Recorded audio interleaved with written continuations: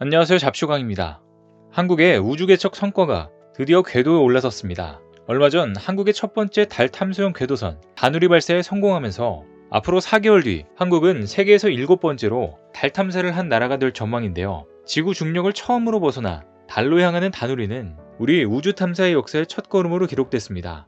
그런데 최근 미국 항공우주국 나사에서도 한국에 이 기술이 없으면 우주를 관측할 수 없다면서 한국과 같이 하자고 제안을 해 전 세계가 깜짝 놀랐다고 하는데요. 특히나 나사는 우주 관측 분야에 극도의 보안을 유지하고 있는 것으로 유명합니다. 하지만 한국의 독보적인 기술로 미국 기관들로만 구성됐던 보안을 뚫어내면서 유일하게 해외 국가들 중 한국만 참여하게 되는 기염을 토하게 됐다고 합니다. 과연 어떤 기술이 미국 나사까지 움직이겠는지 자세히 알아보겠습니다. 이제 한국도 머나먼 우주로 나아갈 길이 열리면서 우주 관측에 대한 관심이 최근 들어 부쩍 높아지고 있습니다. 실제로 누리호, 다누리 발사 성공으로 뉴스페이스 시대의 문이 활짝 열리는 그 장면 자체만으로 충분히 자부심을 가지기에 충분했습니다. 이를 통해 수많은 과학자들이 오랫동안 고민해온 우주는 어떻게 탄생했으며 초기 우주는 어떤 모습이었는지 지구 밖 생명체가 존재하는지 등의 질문을 모두 한 번씩은 해보셨을 겁니다. 특히나 민간 기업의 우주 진출은 기존 위성 산업 이외에 다양한 우주 산업들로 출현시켰는데요. 현재 일론 머스크의 스페이스X, 제프 베이조스의 블루 오리진 등 민간 우주 기업들은 우주 여행을 기획해 판매하는 사업까지 영위 중입니다. 아직 일반인들이 우주 여행을 하기에는 굉장히 비싼 수준이지만 하나의 미래 시장으로서 기대를 갖게 하는 건 사실입니다. 여기에 더해 지난달 제임스 웹 우주 망원경이 136억 년 전의 은하를 발견하면서 우주 관측에 대한 관심을 증폭시키는 계기가 됐는데요. 제임스 웹은 미국과 유럽, 캐나다가 25년간 개발한 사상 최대 크기의 우주 망원경으로 초기 우주와 은하의 변천, 행성의 생명 주기, 외계의 발견을 목표로 개발됐습니다. 그리고 올해 1월 제임스 웹이 지구에서 150만 킬로미터 떨어진 관측 지점에 도착하자 나사는 지난달 12일 제임스 웹 우주 망원경의 관측 결과를 처음 발표했습니다. 앞서 135억 년 전 은하를 발견한 지 일주일 만에 이번에는 136억 년 전 은하를 발견하면서 최고 관측 기록을 경신하게 됐습니다. 제임스 웹의 근적외선 카메라는 이른바 적색 편의 현상을 이용해 초기 은하를 발견하고 있는데 적색 편의는 우주 팽창 때문에 빛의 파장이 길어지는 현상을 말합니다. 이번 연구는 미국과 프랑스, 덴마크 연구진이 참여한 우주진화 초기 방출 과학조사 CERS 프로젝트라는 이름하에 진행됐는데요. 이 연구진은 빅뱅으로 우주가 탄생한 지 2억 8천만 년 지난 시기에 메이지 은하도 발표하기도 했습니다. 과학자들은 앞으로 제임스 웹 우주 망원경이 빅뱅 이후 1억 년 정도 된 초기 우주까지 관측할 것으로 전망하는데 은하의 나이와 함께 구성 성분까지 밝힐 수 있을 것으로 보입니다. 그런데 이번에 한국이 우주 관측 분야에서 정말 놀라운 일을 해냈다는 소식이 나와 주목을 받고 있는데요. 바로 극도의 보안을 유지하던 나사가 우주 망원경 분야에서 처음으로 해외 기관과 같이 하기로 했는데 여기에 한국의 천문연이 선정된 것입니다. 스피어X 프로젝트는 미국 켈텍 주관으로 천문연과 나사 제트 추진 연구소 등 12개 기관이 참여하는 프로젝트로 2015년부터 시작된 2,800억 원 규모의 나사 중형 미션입니다. 공동 연구진은 방대한 관측 자료를 기반으로 우주의 3차원 공간 정보를 획득하고 우주의 기원과 행성의 역사 등을 탐구하는데요. 스피어X는 상세 설계 단계를 통과해 제작되고 있는데 한국 천문연이 2016년 기획 단계에서부터 참여해 스피어X 프로젝트에서 유일한 국제 협력 기관입니다. 천문연을 제외하고는 모두 미국 기관들로 이루어져 있는데요.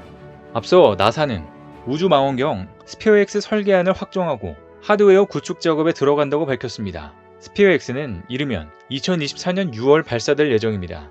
그동안 우주 망원경은 대부분 특정 구역이나 외계 행성을 대상으로 관측하는 형태였는데요. 실제로 대표적인 우주 망원경 허블의 경우 30여 년 활동 기간 동안 담아낸 영역은 전체 하늘 가운데 1%가 채 되지 않는 수준입니다. 또 앞서 말씀드렸던 제임스 웹 우주 망원경의 경우에도 좁은 지역만 정밀하게 관측하는데요. 반면에 스피어X는 넓은 지역의 기본적인 물리적 특성을 제공하는 망원경이라는 큰 차이점이 있습니다. 스피어X는 전천, 적외선 영상분과 탐사를 위한 우주 망원경으로 대기에 흡수되기 때문에 지상에서는 관측이 불가능한 적외선을 볼 수 있는 우주 망원경입니다. 때문에 스피어X는 제임스 웹보다 더 넓은 관측 시야와 파장 범위, 더 높은 해상도와 파장 분해 등을 바탕으로 하늘 전역 99% 이상을 관측할 수 있습니다. 스피어X가 이런 관측이 가능한 건 영상 분광 기술이 적용됐기 때문인데요. 영상 분광은 넓은 영역을 동시에 관측하는 영상 관측과 개별 천체 파장에 따른 밝기 변화를 측정하는 분광 관측을 합친 기술로, 이를 통해 기존에 몇 안 되는 색상으로 관측했던 전 우주를 102가지 색깔로 관측할 수 있습니다. 이 때문에 나사는 스피어X에 대해 영화사에서 흑백 영화에서 컬러 영화로 전환된 시기 촬영 기법과 같다고 표현하고 있습니다. 추후 스피어X로 발견한 천체를 제임스 웹 우주 망원경, 거대 마젤란 망원경을 활용해 후속 관측과 연구를 진행할 수 있을 것으로 보이는데요. 다시 말해 스피어X가 우주라는 숲 전체를 조망하면 제임스 웹으로는 나무, 즉 특이 천체를 세밀하게 관측해 우주에 대한 이해를 높여나갈 수 있다는 것입니다. 그런데 한국이 개발한 장비가 스피어X 프로젝트에서 가장 중요한 하드웨어 장비라고 하는데요. 실제로 한국의 장비가 없으면 나사도 스피어X 우주 망원경을 못 쓸 정도로 없어서는 안 된다고 합니다. 천문연에 따르면 나사는 적외선 기술이 적용된 우주 망원경에 대해 극도의 보안을 유지하고 있지만 독보적인 영상 분광 기술을 보유한 천문연은 나사의 장벽도 무너뜨렸습니다. 이번 스피어X 프로젝트에서 유일하게 미국 소속 기관이 아닌 국제협력기관으로 한국이 선정된 이유가 바로 그것입니다. 스피어X의 극초원 성능 검증에 쓰일 극초원 진공 챔버는 한국이 독자 기술로 개발한 것으로, 앞서 천문연은 영하 220도 이하 극초원 진공 상태를 구현하는 시험 장비를 세계 최초로 개발해냈습니다. 양유진 천문연 책임연구원은 이 장비는 망원경을 영하 220도C 이하로 냉각했을 경우 제대로 작동하는지, 그리고 빛에 들어오는 파장을 제대로 측정할 수 있는지 검증하는 역할을 한다고 밝혔습니다. 일반적으로 우주에서 적외선을 관측하려면 우주의 온도보다 한층 저온으로 냉각되는 망원경이 필요한데, 천문연이 개발한 장비로 나사는 핵심 문제를 해결할 수 있게 된 것입니다. 실제로 앞으로 나사 공동연구진이 개발하는 스피어X 망원경은 천문연의 장비에서 극한 환경을 견뎌야만 발사 조건을 갖추게 되는데요. 특히 기존과 달리 천문연의 극초원 진공 챔버는 천체가 내는 빛의 파장과 비슷한 적외선 빛을 넣을 수 있게 제작돼 망원경 및 카메라의 냉각, 광학 성능을 테스트할 수 있습니다. 앞으로 개발할 스피어X 망원경을 넣고 시험을 해 망원경이 촬영하는 사진 속에서 초점이 고르게 제대로 맞춰지는지 검증하고 사진의 각 부분에서 어떤 파장, 즉 어떤 색깔이 보이는지를 측정하는 역할을 하게 되는 것입니다. 필 콩거트 미국 칼텍 박사는 극초원 상태에서 우주 망원경의 초점을 유지하는 것은 대단히 중요하다며 천문연의 진공 장비가 스피어X 개발에 크게 기여하고 있다고 평가했습니다. 천문연은 내년 상반기 미국 칼텍에서 망원경의 광학 성능을 검증하는 검교정 시험을 진행할 예정으로, 이번에 함께 개발한 망원경, 정밀 로딩 장비, 보조 광학 장비도 함께 검증할 계획입니다. 이렇듯 한국 우주기술은 그동안의 노력의 결실을 맺으면서 이제 세계 최고 수준으로 올라선 것으로 보이는데요. 세계 7대 우주강국 반열에 오른 우리나라는 우주기술 분야 특허 출원에서도 세계 7위를 기록하며 나로, 누리호 등 지속적인 위성 발사를 통해 기술을 축적해 나가고 있습니다.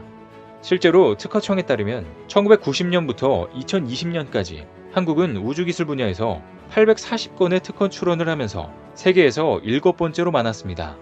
우주기술 강국이 되려면 기술 개발뿐만 아니라 핵심 특허 확보도 중요한데, 이런 가시적인 성과는 기분 좋은 소식이 아닐 수 없는데요. 최근 누리호, 다누리 발사를 성공하고 나사의 대규모 프로젝트에도 핵심으로 참여하고 있는 한국이 또 앞으로 어떤 놀라운 우주기술 성과를 보여줄지 기대가 되고 있습니다. 오늘 준비한 소식은 여기까지입니다. 댓글을 통한 여러분들의 많은 의견 기다리겠습니다. 시청해주셔서 감사합니다.